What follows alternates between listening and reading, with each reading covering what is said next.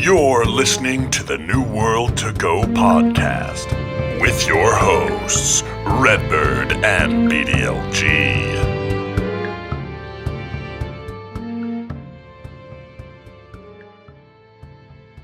Hello and welcome to another episode of New World to Go. I'm your host, Redbyrd, and with me is BDLG. Bordy.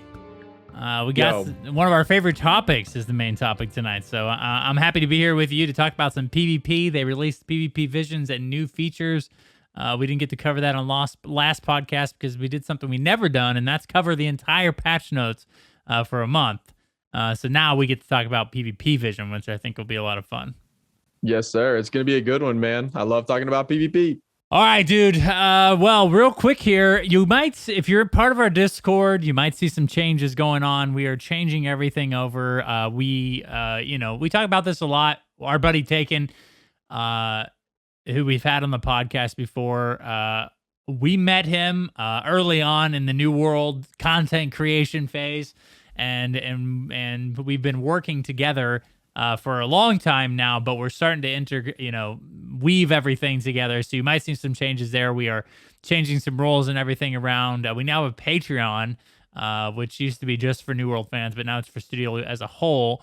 And if that confuses you, don't worry. I'm sure it's slightly confusing, but it's basically just me, Bordy, BDLG, and Taken. It's just three people. We thought it'd be better to go by, or start a group or a company to that extent. So the name of that is Studio Loot. And of course, New World fans, New World to Go, our YouTube channel and all that falls into that category because all three of us work on all the projects. So, Yeah, just to expand on that just a little bit, Studio Loot, we have plans to expand out to other games in the future as well. We already cover Ashes of Creation. I know this is a New World podcast. We don't want to go too much into that, but we do cover Ashes of Creation on ashesfans.com. We have an Ashes of Creation podcast. So all of that, every product we put out is under the Studio Loot umbrella. And then of course we have the Studio Loot YouTube as well. So instead of having all these little branches of different things and different websites, we just combined it all in one thing, Studio Loot, which I'm sure a lot of you are probably already aware. That's the name of the Discord, the name of the YouTube channel, the name of a lot of things we do, but it's all under the same umbrella. Everything we produce is Studio Loot content. right. So just so you know, if you're in the Discord, and you might see some changes on here on the podcast, just small ones, obviously. We do have Patreons now that we'll think at the end of the podcast, it'll be like a little closing screen or whatever for your YouTube viewer. If you're a listener, probably no changes, to be completely honest. We still feature our company of the week, which happens to be promoted, and that's always been that way from New World fans. So that will still be happening. Any other housekeeping notes? We do have one more thing. I don't know if we have a T-shirt available. Oh, dude, yeah. So we did create our first ever piece of merch. It's a Studio Loot T-shirt. And we've talked about having like a podcast shirt and a New World fan shirt and stuff like that. But we started from the ground up, and we're doing a Studio Loot shirt. Like I said, that is the umbrella, which basically is just again, it's just us three right now. We have plans or hope in the future to expand people or, people that are involved, members of the Studio Loot family. But for right now, we're a humble little operation, and it's just us three people. So, we do have a T-shirt, and it's pretty dope. You'll probably see it soon on the podcast because me and Bordy ordered the first ones to test them out. So. Yeah, it's going to be dope, dude. Oh, yeah. One thing we do need to mention, though, with the changes of the Discord, so we took away, we had a roll out there for the Revenant for our New World company. And we're called the Revenant. If you want to be involved in the Revenant or be a part of our New World company, just come over to the Discord and let us know. And you can absolutely be a part of that company. There's really not any requirements. We're just kind of going to be a community-run, community-centered company. That's what we want, just to have a lot of fun and to enjoy the game, to compete at a high level for those that want to do that as well. But we took the role away from Discord because it didn't make a lot of sense for us to continuously update that role for members that came in and said, hey, I want to be a part of the company, or hey, I decided to join another company, or hey, I wanted to do this or that. So it became very cumbersome to add people to that role, to remove people to that role. So if you are in our Discord and you've seen that we removed the Revenant role, don't worry, like you're not kicked out of the Revenant. We are still going to have have a company in New World, very much so. But it's just going to be organized more so in game and then through the New World chats in the Discord. So I just want to make sure we clarified that we still do and will have a company in New World. We just removed the role because there's too much to manage. It got a little crazy. Yeah, and we've been doing it for a long time, obviously, since the delay. So if you're interested in the Revenant, obviously join the Discord, and then we'll worry about things when it becomes closed beta time. So dude, that's really close now. Yeah, it is 2 months and 2 weeks away. So definitely join. That's crazy when you say it like that. Yeah, 2 months and 2 weeks. Oh snap! Yeah, especially how fast time goes. Oh, dude, it's pretty crazy. That's a little nerve wracking, man. I'm not gonna lie. We have a lot of things going on behind the scenes for it, and man, we've been busy, dude. Yes, for sure. Also, a quick note in pertains to changes. We will be going live soon again with the show. We taken a break. Obviously, we're producing a lot of YouTube content right now, so it was easier for us to just record this off air, so to say, not do it live, so we can get some of the production stuff done with it the same night. But we're going to go back to recording these live on Twitch soon. We'll let you know the details when we know the details. But yeah, we're looking forward to the live shows again, especially when the game goes live. Yeah. All right. Well, that's about it. We might add a timestamp in there, Bordy, in production, so people can skip our housekeeping stuff if they're not interested. But 6 minutes in, and we're going to talk about New World. So that's not usually the case. So don't be kind to us, okay? We are just doing some housekeeping stuff to keep you guys updated, and I think it's fun, dude, to let people in behind the curtains occasionally because again, we are dedicated to New World. We do a lot of work in the back end for stuff, and Studio Loot is basically the name for all that work. The podcast, the guides, the podcast, the YouTube channel, the all of the stuff Taken does, the tools, the map, the database for New World, all of that is kind of tied into Studio Loot, and we haven't really been up front, or I guess not up front. It's like we're hiding it, but we haven't really mentioned that on the podcast, I guess, as a whole. So I know we sometimes talk about it on YouTube. But. Well, because whenever we do, we ramble on for 20 minutes, I guess, about it because we enjoy talking about it, man. It's fun. We put a lot of work into this stuff, and we appreciate you guys being a part of it. But yeah, exactly. It's fun to talk about, man. Yeah, Studio Loot has been and Studio Loot has been growing as a whole. We've been growing. We've been at this for quite some time now, and it's been a journey, man. It's been kind of crazy, and we're hoping to continue that. So thank you guys for being a part of it, man. Yes, we really appreciate you guys listening to the podcast, especially you guys who followed us over from ESO to go. It's pretty crazy to think about. Some of you still listen from way back then. And we're just so grateful for you guys, and we want you guys to be involved. We want you to be part of the community. That's what the Discord's about. So join in there. All right, Bordy. So here's a quick thing that this was a topic. This is our first New World topic of the night, and it's camps. There was a post on Reddit this week about camps, and I thought it was interesting. So I figured we'd have our own little discussion here before we talk about the PvP visions. So camps I think we've talked about a little bit about it on one of our YouTube videos recently, just as a side note, but I think it's a really interesting topic because of how much the game has changed. It used to be a survival game that you could, needed to reliably be able to craft some things out in the wild, and you weren't able to freeform build your house, or anything like that. I don't think they had added that to the game yet, right? And then, So basically, you were using a camp to do all those things, and now that it's a full blown MMO, Bordy, you still have this camp in the game that allows you to create a spawn point anywhere on the map. Now we have, obviously in the preview event, seen a lot of how that not necessarily work well in PvP. Me and you have that we'll have to name this battle, that way we can refer to it like 2 or 3 years down the line. Is basically like it was the Brightwood battle, or Battle of Brightwood's Island. Battle of Brightwood. Battle of Brightwood. Me and Bordy, and who else was with us? There was a couple people from our community. From a company, yeah. I think Tober was with us, and maybe not though. Ryan was definitely with us. Yeah. It was me and Ryan, actually, now that I think about it. And It was so, a 3v3. It was a 3v3. Yeah. So it was me, you, and Ryan from the Discord, and then 3 other random people. We sat there and respawned and killed each other for about an hour or 2, right? It was pretty nuts. Yeah, it was an all night event. I think it was like more like 2 hours. It was crazy, but it did pose some issues. As much fun as it was, and it was an incredible amount of fun just to continue to fight and fight and fight. It was so fun, but it did pose some issues, and I think we're going to talk about those here on the podcast. Right. So we basically, we were, I mean, I hate to say we won, but we definitely won, dude, because we were murking them and they just kept respawning. Yeah. And and it's like it doesn't feel like you ever win. Like, it's just like you kill them and the only thing you win is a full health enemy coming back at you. And when you run out of pots and everything like that, it gets to be too much, I think. So here's how camps work in the open world, in case you haven't played the game yet. So basically, you'll be able to craft a camp in any non-landmark area. So landmark areas are marked on the map in New World with a dotted area. A dotted line will be surrounding that area. It's usually around like ancient temples and landmarks, like, points of interest on the map that you can't build camps on.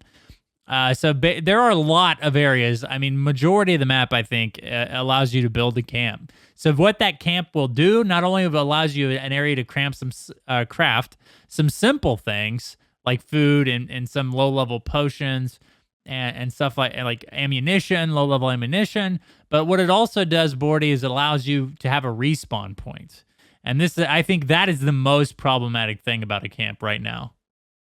Yeah, the crafting at the camp isn't a big deal because you can only craft so much, right? It's all low-level stuff. It's all tier 1, tier 2 stuff. It's not a problem. But there were some things, and I think there probably are still some things, because I haven't seen anywhere in the patch notes, that are locked behind the camp. You can only craft certain tinctures and potions at the camp. So that kind of, I guess, could become an issue if they talked about removing them altogether. But the bigger issue here is the respawning at your camp. And it's not really even an issue whenever you're just PvEing, right? Like, nobody cares if you're just out PvEing and you have a respawn point. It doesn't really matter. But whenever there's open world PvP involved and I go kill somebody out in the open world, and then I go out there and take their farm spot, and I won it fair and square because I killed them, and then they just respawn back behind me and I don't know that they have a camp, and then they come up and I'm fighting 6 mobs, and then they just come up and murk me because I'm at half health when I've already killed them once in a fair fight. That's just broken, man. And then you can go respawn back at your camp and then do the same thing, and then they can do the same thing.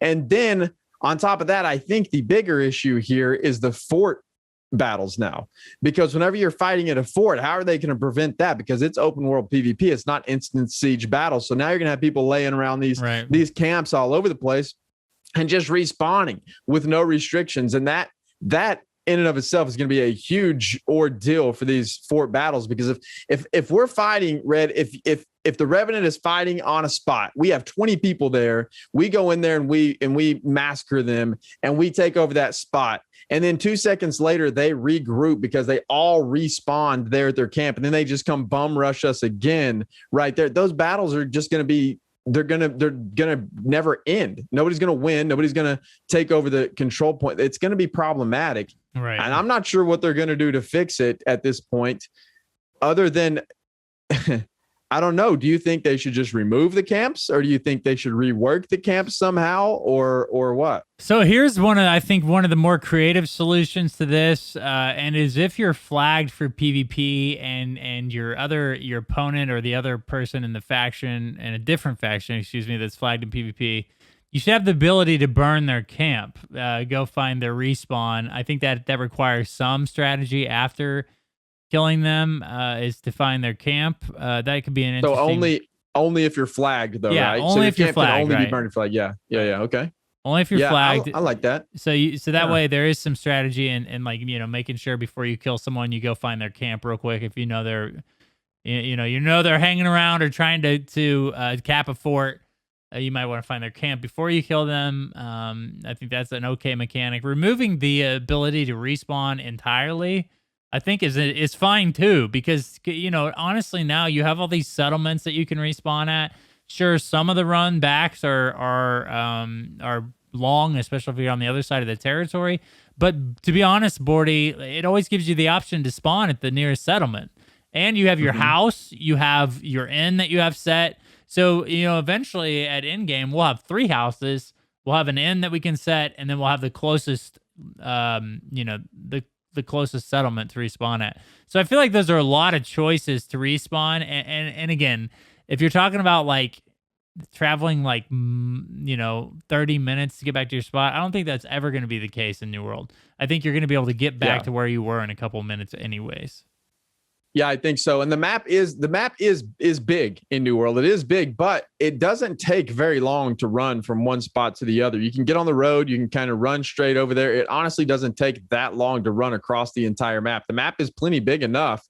It's not a cumbersome task to run, in my opinion. And I personally think the better option would just be to remove the camps altogether, but I don't know that that's going to happen because in the last patch notes, they just said they reworked the level requirements for the camp. So now like tier 1 is level 5, tier 2 is level 15, tier 3 is level 25, something like that. Don't quote me on those exact levels. I'm not looking at it right now. I didn't memorize it, but they did mention that very thing in there, that they adjusted the camps and adjusted the levels that you get those. So it doesn't seem like they're wanting to move away from those anytime soon. Right. Or at least it doesn't appear that way, or else they wouldn't have mentioned them there.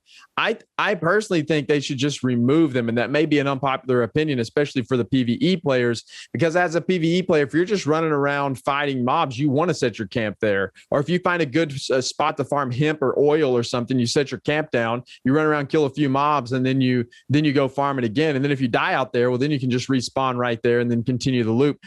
So I get it. I understand it's a huge convenience for a lot of people and it's nice, but it also removes some of the risk of being out in the open world. Even as a PvE player, I don't think you should be able to do that and control a farming spot like that.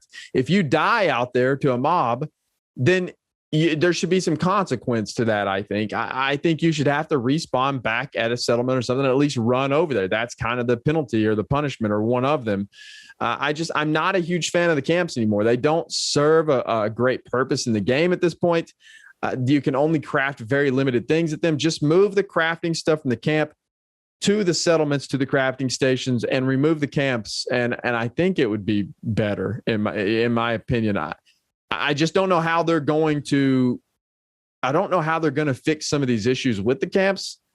And so I think they should just remove them. There doesn't seem to be a clear solution without taking them out. Well, one of the things too to mention is that they had a lot of problems with during the preview event exploitation with the camp. So basically you could go and do your quest and then die on purpose and then go back and hand it in and then die on purpose and then go back to your camp, because a lot of the camp or the respawn places allowed you to just go to the same quest over and over again. They have made some changes here recently, the PvE quest, making you go to different zones to complete that PvE quest. The PvP quests, of course, have been changed to where you cannot complete it if you die. So it basically resets the progress of the quest. So that would kind of prevent that exploitation a little bit. But it won't if it's a turn in. So basically you would just go turn in your PvP quest, pick up another one, and then die, and then go back out to your camp. So just stuff like that. It doesn't make sense, man. It doesn't, in game, you don't want one of the mechanics that everybody's using is going to go drown themselves. That's just kind of a crappy mechanic in general. So they can go respawn at their camp. Yeah, exactly. So yeah, I'm with you. It's going to be hard to see how they're going to execute camps at this point, while having it be a respawn rate a respawn point that you can set down wherever you want. Yeah, if there wasn't any open world PvP and it was just strictly PvE, I still think the camps pose a problem for the reasons that you just stated. I think that those specific issues I think have been addressed and probably won't work, because you just mentioned that you have to travel to multiple territories for the PvE missions and whatever. So like you said, I do think those specific issues are solved, but I think there's always going to be a way that a clever player is going to figure out a way to use that camp to their advantage that isn't exactly how it was intended to be used. and exploit it. There's always going to be some way to exploit it in some way, shape, or form, and it's just going to I think it's just going to continue to cause issues down the line. And then you have the issue of open world PvP, and I definitely don't think it should be in the game for that. It just doesn't make sense for it to be in there. As fun as the Battle of Brightwood was during the preview event, it just didn't make sense, man. It didn't make sense. I want to feel accomplished when I kill somebody in the open world, that they have to go all the way back and I won't be seeing them for a while. I just won this spot because I killed them. Right. And now this is my spot. And that's how open world PvP should be. And it's just not that way. So I don't know what they're going to do, man. My vote is just to remove them. I don't think they serve much of a purpose anymore. Yeah. Or just keep them in the game and not allow them to be a respawn point, right? You can maybe add some different function to them, as far as maybe crafting goes. And resting to get back HP. Yeah, I like the resting mechanic. I think that's cool. Mm-hmm. Like being able to go lay down at your camp and chill and get your hit points back, like you said. But I don't. The respawn thing is just problematic. It will always be a problem in the game, I think, because like you said, most people will find a way to exploit it. So that's about it on camps. If you guys have any comments about camps, let us know in the comments on YouTube, or you can go in the Discord and chat about it. I think it's an interesting topic, one that's definitely worth discussing as we get closer to launch, because games that are, when games have mechanics like this that are easily exploitable, it can make for a bad launch, because then you have a lot of people that can take advantage of the exploitation and get to max level. And then when you take it out, that all of a sudden, there's a massive gap in progress between the people that used the exploitation and didn't. And that's what happened in the preview event. A lot of people got to 60 real quick, and it was because they were able to exploit the PvP missions. So, yeah, dude, hopefully they'll address that in some way before launch. Yeah. All right, dude. Well, here we go with the main topic, and that is PvP visions. So they put out a thing on April 20th that offered information about PvP goals. Now they've done this recently with different things, expeditions, and what was the other one? Combat. So here we go with PvP goals. Bordy. Coexist and complement. It is important to us that players choose how they want to play. Our vision of New World is to have PvP and PvE gameplay not only coexist, but complement each other so players can bounce back and forth between focusing on PvP and PvE. Our goal is for players to receive equal rewards for the same time invested of similar risks. So here we go, right off the jump. I think every MMO in history has had this goal, and that is to make these things complement each other. But it's hard to do. Yeah, I think it's a fantastic goal to have. It's a great thing to shoot for, but you're right. It's incredibly hard to do. And one of the things that I can see as a problem right out of the gate with this comment, our vision for New World is to have PvP and PvE gameplay not only coexist, but complement each other. One of the problems that I have seen in the preview event is, say, for instance, you have a group of 5 people that are flagged and they are farming a spot, okay? Then you have another group of 5 people that are flagged, and they come in and they start battling this other flagged group for this spot. Then you have another group of 5 people come in that are not flagged, and they're just freely farming this spot while these other 2 people over here are duking it out. And to top it off, you have 5 syndicate players and then 5 marauders. Well, these 5 syndicate players just seen another group of 5 syndicate players come in, and they're farming the spot, not helping the syndicate players over here defeat the marauders so that all the syndicates can farm out the same spot.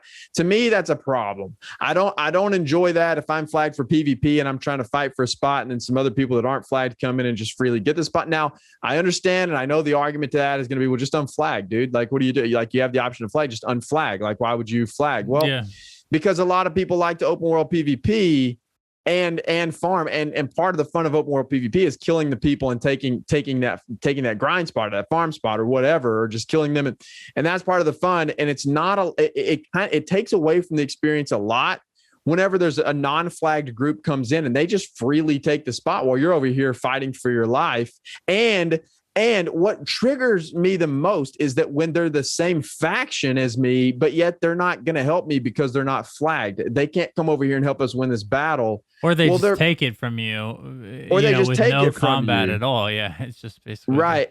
that just is a little frustrating. It's like, man, those are supposed to be my allies that are here fighting, and they're just taking spot and farming out themselves, and not like there's that. It just doesn't feel good. It just doesn't feel good. Now, I like to open world PvP. And again, I know some people are probably just sitting there thinking, well, just unflag and then go back. Well, that's not what I want. I like to fight in the open world, man, but it takes away from the opportunity and takes away from the fun whenever things like that happen. So I just see that as a problem. The PvP and PvE gameplay coexisting. I don't know. There's still some things that they've got to get worked out with this open world PvP and these faction systems and the faction imbalance. And dude, there's some things they have to fix, man. And I hope they do. The Fort open world PvP was a step in the right direction, but it's not the solution. And I hope they get it sorted. I do too. This is the thing is a lot, like you said, the answer to a lot of these questions will be don't do open world PvP. So then it's like, well, why even have it in the game if most of the time you're at a disadvantage? Like the whole point of flagging is to get some sort of advantage in progression. This is one of the key phrases I think that they mention, to get the same time invested with similar risks. So it's challenging to balance those risks. First and foremost, within, being flagged and having the opportunity to be killed by another player. Obviously, that's going to reset your PvP quests. That's going to send you back to whatever spawn rate or spawn point that you had. So it's going to set you back pretty significantly as far as time goes. There isn't any, obviously, you're going to take some damage to your equipment or whatever.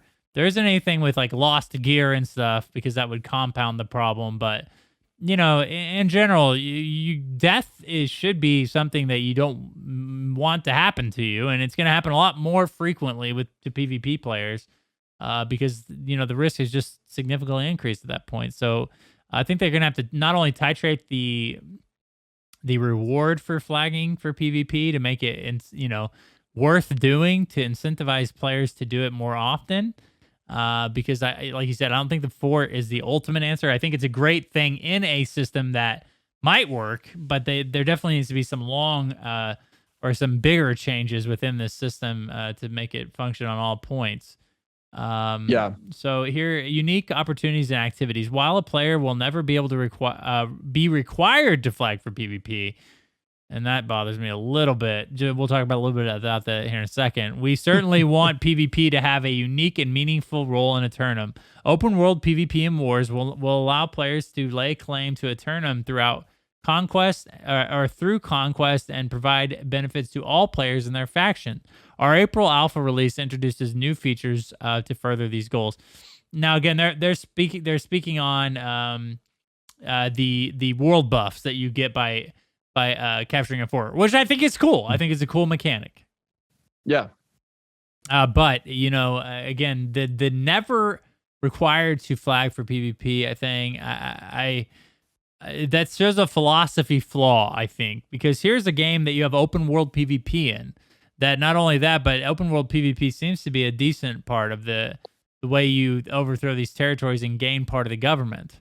So, not requiring everybody to flag in this system can impose some sort of problem, in my opinion, only because here's the thing. I think this, in a system of open world PvP and the changing of territory, the hand of the territory, I think at some point you need to look at, or hopefully they are looking at, having territory conflict. And I think, honestly, because of their philosophy, only one zone at a time would be fine. But Birdie, I think it needs something like that to where, going into that zone, everybody's on an even playing field. Because they've done a good job at laying out resources and nodes and the need to farm different areas and control different areas for different material or location or whatever. Having these zones under conflict, I think, could be really good for the entire game as long as they make the rewards from going into that conflict territory worth it. So what you're saying is take away the flagging system and then just make it the one territory that's in conflict all the time. Yeah. So I think the PvP quests aside, I think it'd still be fine to require to be flagged for PvP quests. in any world. But I do like the idea of just, having a zone come up for conflict or in a conflict, and then everybody in that zone is flagged. So then at that point, maybe you get like 25% more XP for being in that zone, 25%, more gathering, rewards and 25% crafting bonuses. Having that be a hotspot at that point in the game, I think is a great thing for, keeping the map alive too. Because if you go down to, like those areas that are considered starting zones, that are like featured for lower level people, and then you create some sort of conflict or reason to go down there, each of these zones are going to be worth controlling at that point, because you're going to get added benefit from controlling them as well.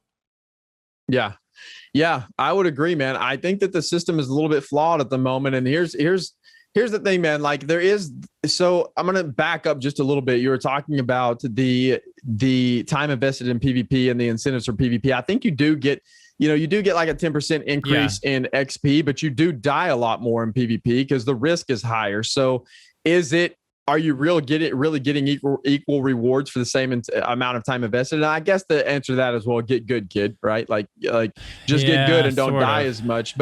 But I think there are issues there too. But I think the bigger overarching issue here is that the game is, like it or not, man, like it or not, dude, the game is centered around PvP at in-game. Now, they are adding a lot of new features for PvE. However, the game at its core is still a territory control game. That's what the game is. That's what it's always been. And they are trying to kind of ease their way into PvE more and kind of soften the blow to people who don't want to play PvP. But still, at the end of the day, man, the game is a territory control game. That's what you do. That's basic. That's in game. That's a huge part of in game is territory control and controlling these territories for your faction and this ongoing war to control them. That's part of the game. So I think the dilemma that they're in right now is that it was all about PvP before. They backed off of that, and now they're trying to intertwine some of these old systems they had in place when it was a sandbox game into the theme park game, and so now it's creating a lot of challenges for them. And I see that I see it's clear that it's tough. It's a tough situation they're in. I understand. And I think they're doing a good job trying to achieve coexistence of PvP and PvE in the game. But right now, in my opinion, it still isn't working very good. And Red, what I would like to see, in all honesty, and this may be an unpopular opinion too, people may not like this and they may be mad at me for saying this, but this is what I think would work better than current. I like your idea of having one zone in conflict all the time. But what I would like to see is let's just remove the flagging system. All right. Let's just remove the flagging system altogether because of the problems I talked about earlier with trying to fight for spots and grind spots and whatever. Let's remove it altogether. And then let's have almost like a lattice system, like an ESO. I'm a big fan of that system because it's promoting wars all the time. There's things going on all the time. Now, granted, I think you should still have the 50v50 instanced wars, but what I think should happen here is that there should be an open world battle for the fort. Okay. So what I would do, this is just me, and I'm being an armchair developer here for a second, but what I would love to see is there be like these smaller outposts in the zones. That zone is in whatever zone is in conflict. You have to flag up to go into that zone. And I really like your idea of having like increased resource gathering, increased XP, because the risk is higher whenever you go into that zone. You're flagged all the time. Now, if you don't want a PvP, don't go to that zone. There's 10 other zones in the game. Yeah. Go to the rest of the map and don't go to that zone in PvP. You do not have to participate in PvP at all if you don't want to. Just avoid that zone. But for the people that do want a PvP, go to the zone, fight over the outpost locations, control the outpost locations, and then go fight for the fort, win the fort, and then whoever wins the fort, then it throws that that zone into conflict with whoever owned it already. So say the Marauders own it, and then the Syndicate comes in there and takes over the fort. Well, now that triggers the actual 50v50 war between the Marauders and the Syndicate. They fight the 50v50 war, and then whoever wins that, the next zone over goes into conflict or whatever. However, the PvP missions, throwing the zone into conflict, is a really cool idea. I like it. But in my opinion, right now, it's not working very well. And it, for the reasons that we were talking about earlier, it's kind of flawed. And I think having some sort of lattice system like this to promote ongoing PvP all the time in a zone, dude, people would play nonstop, man. The PvP players would be that's all they would do, is go to these spots and PvP and then own the zone and then fight in the fort battle and then move on. As long as it's worth PvP. It, right? That's another challenge is making it worth their time to do that, right? Eventually it might become vain or whatever. So I mean, I don't know. Look at games like PlanetSide 2, and then look at like ESO. There's always people in Cyrodiil, tons of people. It's a very popular game mode. PlanetSide 2 still kicking forever and ever, and that's basically what they do. So basically, you're making a moving Cyrodiil at that point. It's a moving Cyrodiil, man. So it's just all the time moving around the map. I think it could work. And again, like you said, maybe take some of the confusion out of the flagging system. Yeah, just don't flag. With basically having these farm spots that are viable for like money gain or gold gain or Azoth gain or XP gain, and taking that into your own hands. Basically, the best spot to farm XP could always be that flag territory, which would be cool to think about, because then, you are competing over these spots to farm and maybe you're not interested in that. So then you go to an unflagged zone and then, go farm your spots with normal XP gain. I think it's definitely viable. Obviously we're both, or neither one of us are developers, but I think, it works. I do think you could still probably manage the PvP conflict, throwing a zone into conflict with PvP flagging, because then you're kind of like a spy in a territory that's supposed to be peaceful, and you're doing bad things. You're trying to throw the government into conflict. So maybe then I think it's fine for other people to flag up and kill you. What if dude, if you flagged everybody could attack you if you're doing a PvP mission. You could because you're a spy and because you're doing trying to throw that government into anybody that's part of that territory could to try to kill you. I think that'd be interesting. An interesting thing too. Yeah, that would be interesting. I would much rather just go. I'd much rather just go the route of removing the flagging system altogether, though, because in my opinion, that satisfies both parties yet again, because even the PvE people, whenever they see somebody flagged for PvP, they're going to run right past them. They're not going to want to see that. They just want to go out and enjoy the game peacefully. And I understand that, man. I get it. I totally understand. I understand that side of things. I understand that mentality and that thought process. And there's absolutely nothing wrong with wanting to play the game like that. And so I think that in order for these two things to coexist properly, I'm not sure the flagging system is the answer. I don't know that they'll change anything, but also what kind of this revolving lattice system does too is you would still have your 50v50 wars that are timed, but I am a huge non-advocate, I don't know what the word is I'm looking for, but I hate time-gated events in MMOs. I don't enjoy them. I think it's bad. If I'm being perfectly honest, I don't like them. However, I do like the 50v50 fair wars, and the only way to do that is to time gate it, right? Yeah. Like that's really the only way to do it. Well, it can be a queue system, basically, or maybe it can be a queue system. Outpost Rush is going to fulfill that, thankfully, and that is basically 20 people queue up on both sides of the war and go head to head. I think that definitely works, and that's the only way to get fair is to have it instanced for sure. You basically have to have instance content to have like completely fair PvP. But I think most people that enjoy open world PvP don't really care about the fairness part of it to some extent. No. They like to zerg and they like to, do things like that. But right, in which this lattice system would cause zerging, no doubt about it. But so is the fort system. There's no way to prevent that. This fort system they have implemented, it's going to be the same way. It will be the same way. And then you're going to have the imbalance of faction issue, which you would have regardless. So then you could ultimately have the Syndicate rolling around, or the Marauders or Covenant, whichever faction rolling around with so many people that they take over every faction, or every territory, which Could happen now. That's another thing they've got to get sorted out is this disalignment in the uneven factions. I don't know how they're going to sort that out either. I'm not sure.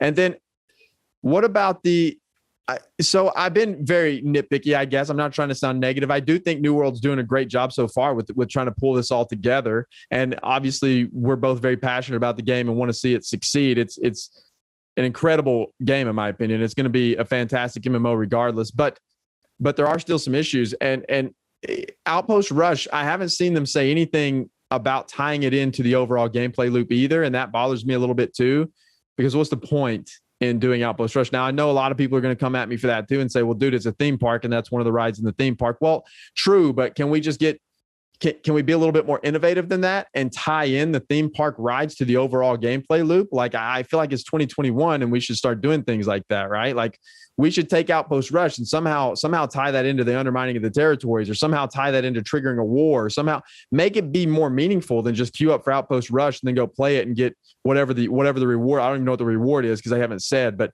get Azoth and a piece of gear. Like, that's going to get old after a while. So why not give it some more meaning and tie it into the overall gameplay loop somehow? And maybe they will. Maybe they just haven't announced it yet. But that's the type of stuff I'd like to see in the game, is just give these theme park rides more meaning to the overall loop of the game. And the loop of the game, in my opinion, the overall arcing loop of the game is is territory control. That's what New World, that's what it's been from day one. That's what it still is. So why don't we try to tie all these things into that and make it work like a seamless thing, man? Give it meaning. Give people a reason to do these things. That's what I would like to see. So real quick, while we're on the topic of Outpost Rush, we were going to talk a little bit about that soon. They do break this down. I don't think they give the rewards, but you know, I think their goal is to tie these things in, but I think it's probably, I hope so, easier said than done because of, like you said, these are things that are part of the theme park, and this technically Outpost Rush can be done at any time.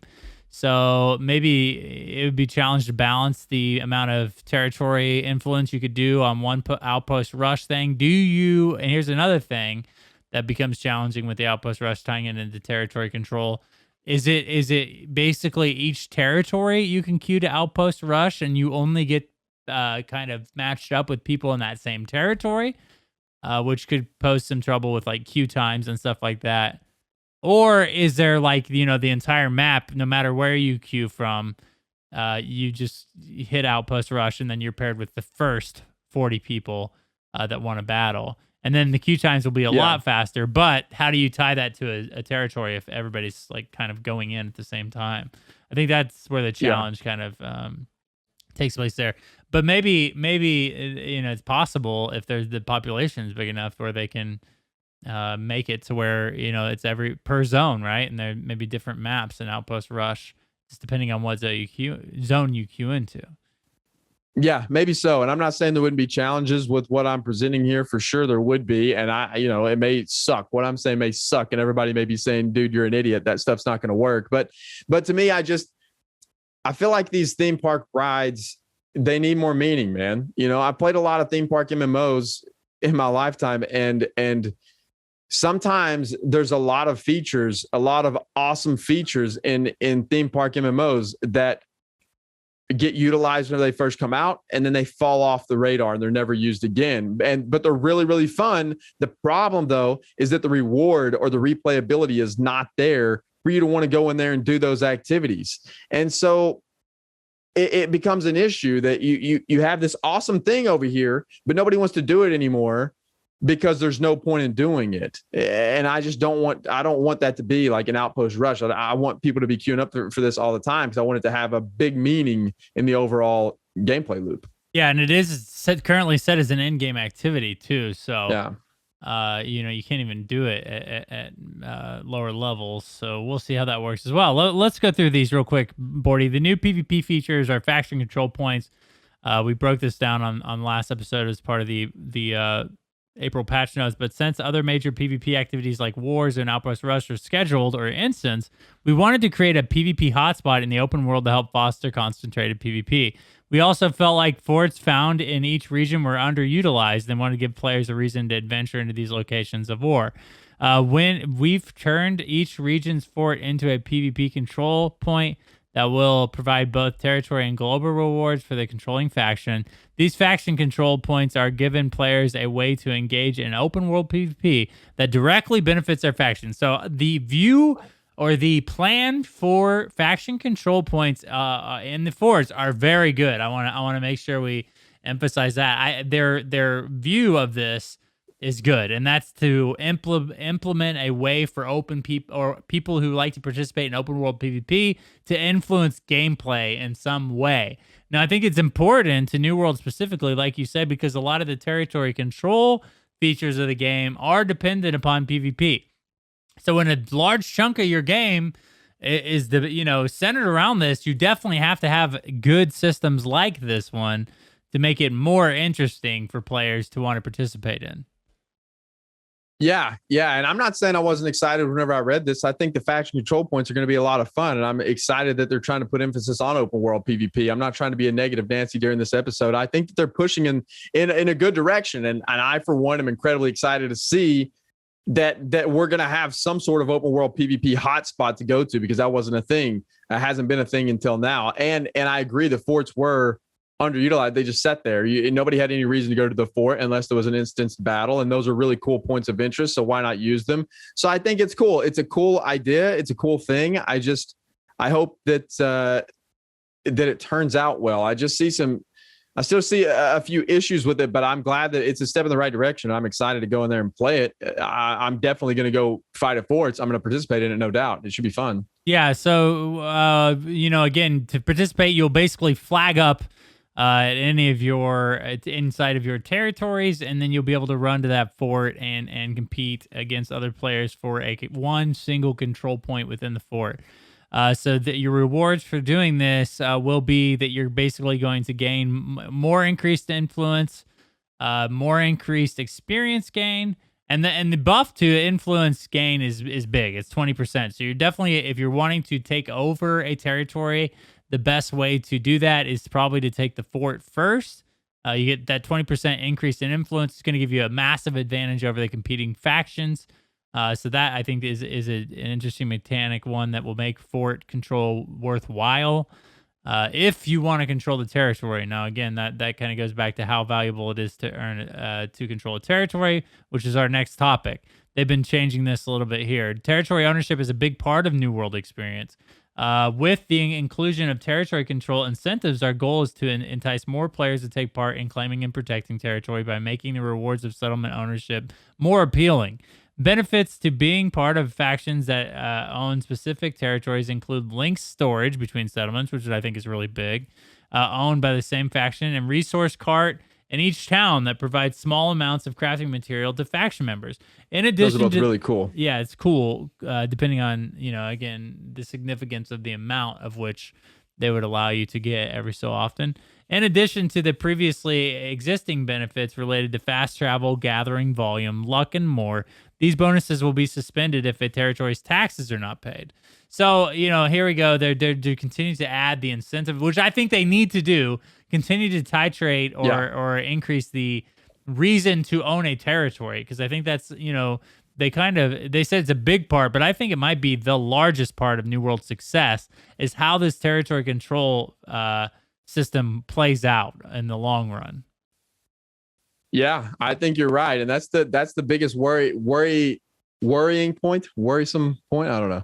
That's the thing that I worry about the most with the game right now in its current state. It's made a ton of improvements. They're pushing forward, and they're obviously aware of these issues with the territory control problems, with the imbalance of the factions and all of those things. But I agree, it's a huge piece of the puzzle. And dude, I have faith. They're gonna get it right, man. They're gonna end up implementing something that's gonna be amazing. It's gonna be really fun. Already with the forts, there's gonna be a lot more open world PvP than before. That makes me a happy man. And we'll see what they do with the factions, but I think I've seen them address the issues before on Twitter about them knowing that there's problems with like faction imbalance and whatever, and that they're working on that stuff. So they know all this stuff, and I'm sure the alpha players are probably giving them tons of feedback about that stuff as well. So I'm sure they have something, or at least they're trying to work on something to fix some of that stuff. If they nail that somehow, man, if they nail the faction imbalance and this whole open world PvP ordeal, the game is going to be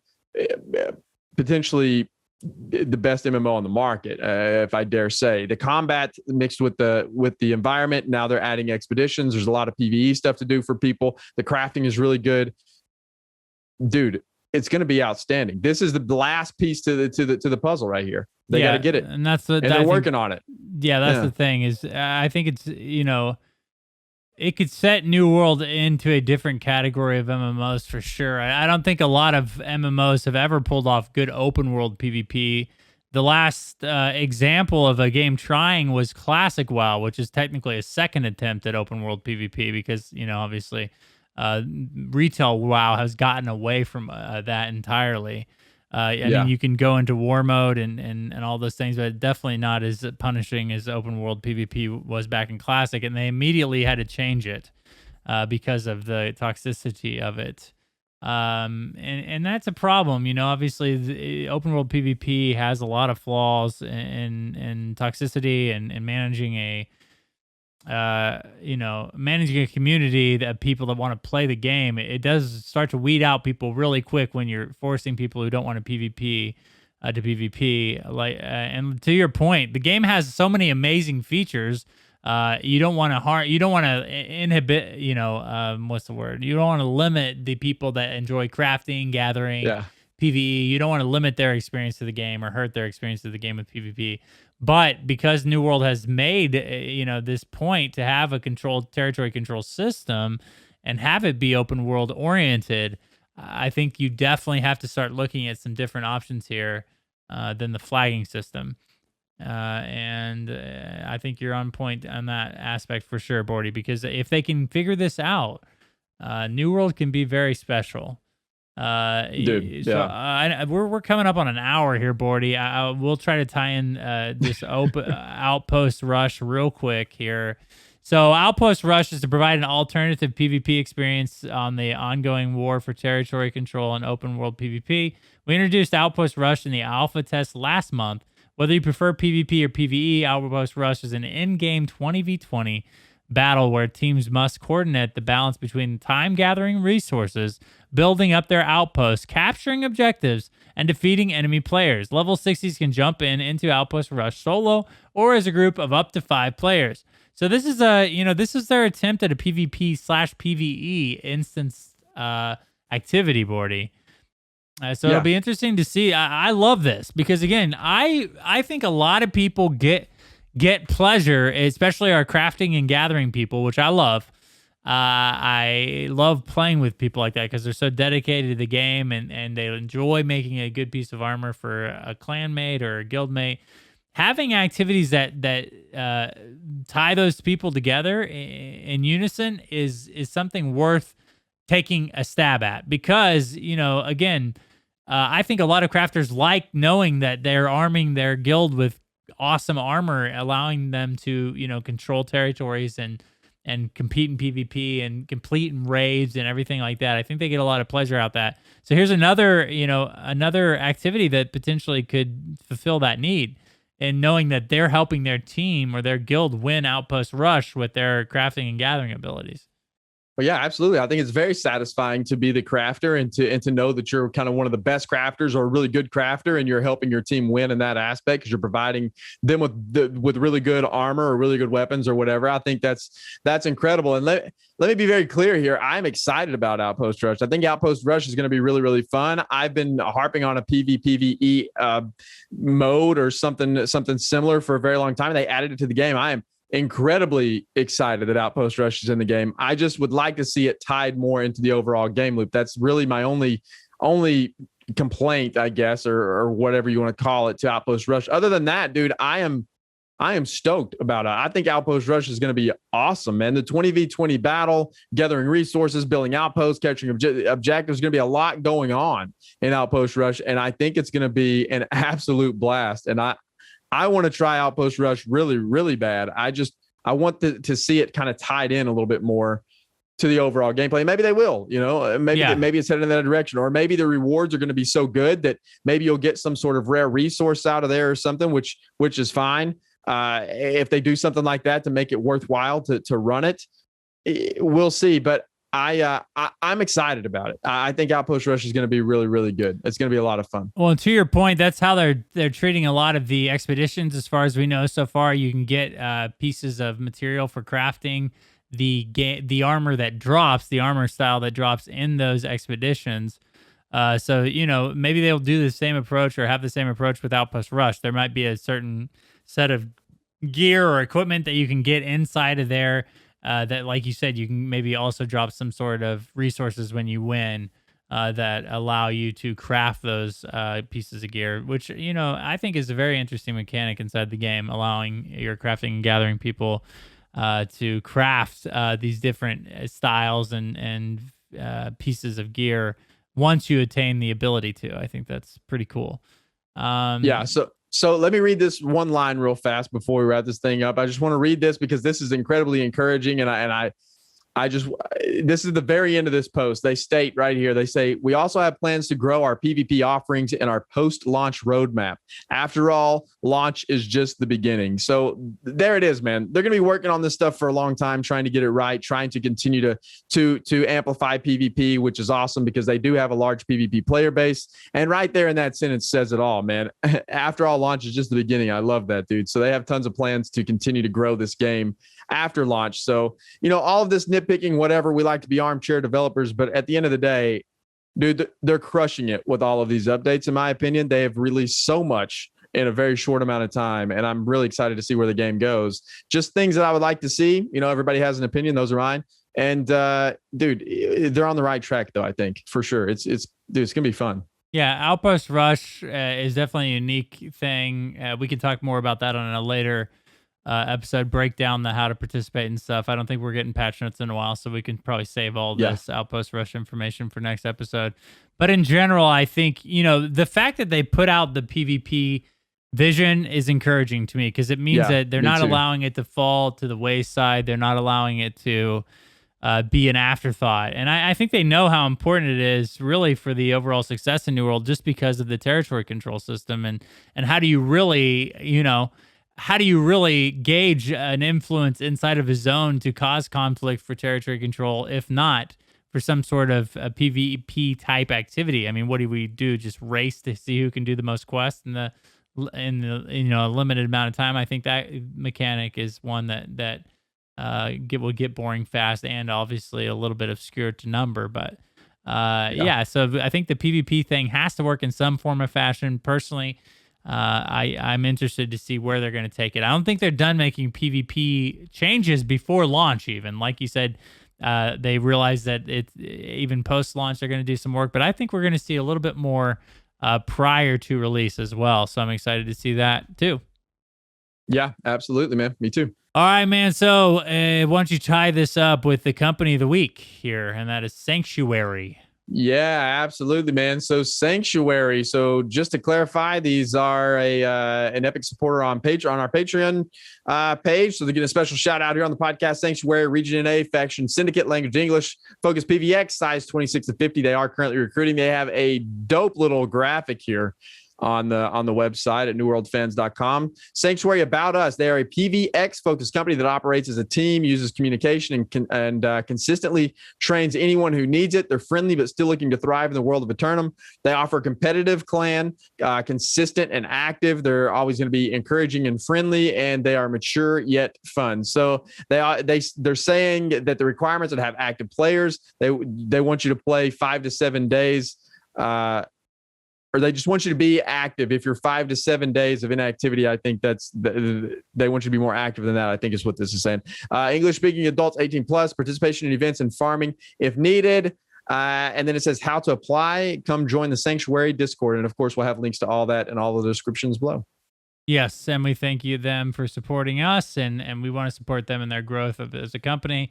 It's going to be exciting to see how all this plays out to launch, dude. I'm excited to see all these companies at war and some of these ones that we've had the opportunity to talk about on our podcast, to see them, see them competing in the game and against each other. I think it's gonna be really cool.